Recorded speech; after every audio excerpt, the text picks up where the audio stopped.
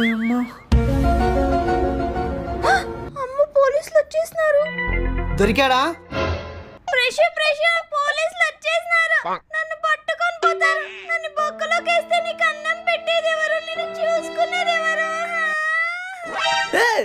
ఉండు, నేనున్నా కదా, నేను చూసుకుంటా.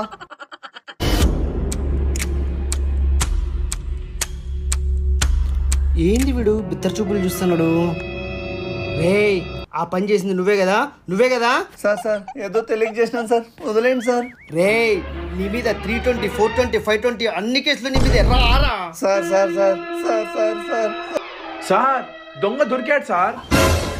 ఏంటయ్యా, నేను కాదని చెప్పాలిగా.